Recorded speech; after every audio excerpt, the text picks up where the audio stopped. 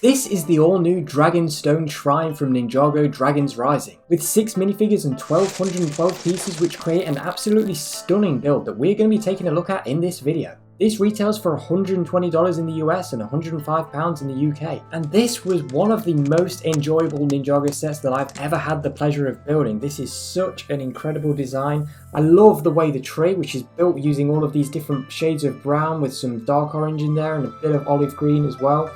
I love the way it wraps around the back of the dragon statue, and it's all hollowed out at the back to form a little living area for Sensei Wu. We've got a little tea station with 4 cups and a teapot. We've got some candles around the place. Nice artwork with these stickers there. That is a really cool temple that has been displayed on this sticker, possibly even a hint to a future set. And then this other sticker has got a dragon roaring and looking at a scroll with a wise and powerful master on the other side kind of looking to it as well.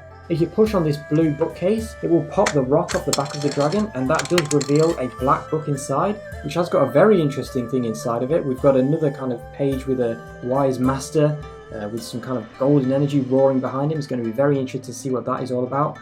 But that just sits on that little stand there with the candles around it, and you can close the whole thing back up really easily with the rock that popped off.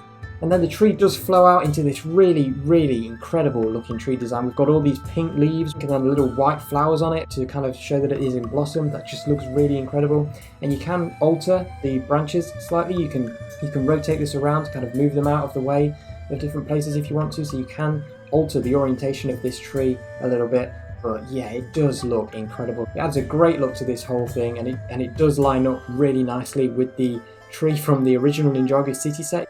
It's kind of interesting to think about how this whole thing came together. Did the tree kind of grow around the stone dragon, or was the dragon kind of built into the tree?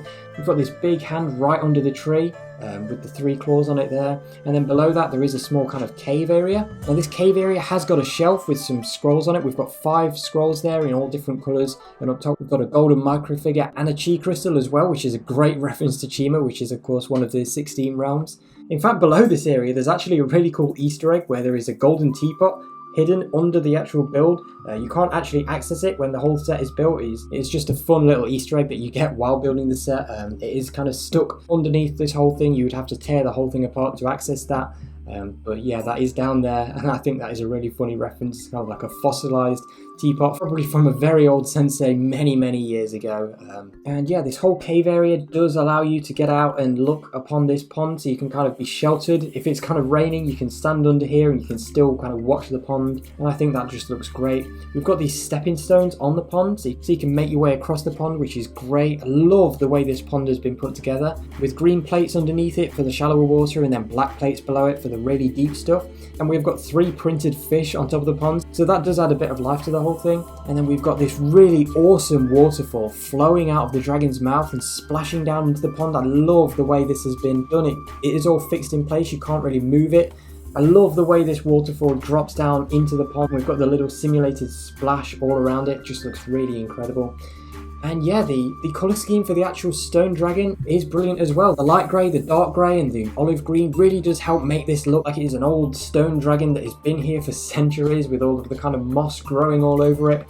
You can move this arm at the side. It is on mixel joints. It has got a hand, so you can kind of pretend that this whole thing has been possessed, or you can just use it to change the positioning. You can kind of have the dragon with its arm raised up if you want to, or you can have the hand kind of just held out like so. And then up top we have got probably one of, if not the best dragon head builds that has ever been made in LEGO, certainly from Ninjago. This stone dragon head is just incredible. It continues that same colour scheme that is in the rest of the dragon statue build, and yeah, this just adds such a great finishing touch to the whole thing. This really does bring this whole thing together and makes this one of the best Ninjago display sets ever made, in my opinion. We've got these blue eyes here, and then of course the water that is again flowing out of the mouth there. So the mouth is kind of stuck open. You can't close that. Yeah, it just looks incredible. Love the way that has come out. A very enjoyable thing to put together. And yeah, and then on the other side, the tail of the dragon does kind of rise up out of the whole thing, and we have got this platform where you can sit some ninja for relaxation. They can kind of use that platform to meditate. And then behind it, there is a really well hidden lever, so you can move this from side to side, and it will actually swing the tail of the dragon, this platform. It will swing that from side to side, so you can kind of get the ninja off balance, or you can have 2 people up here battling it out with the platform trying to fling them off. And yeah, just all in all makes for an incredible little display piece. As for the minifigures, we do get 6, 2 of which are exclusive, and we'll take a look at those last.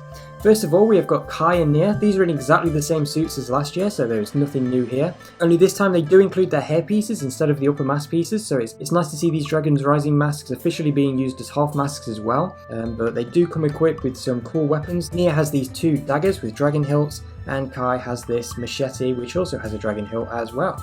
Then we have Master Lloyd. This is a new minifigure for 2024, but he does of course also come in Jay's Mech Battle Pack.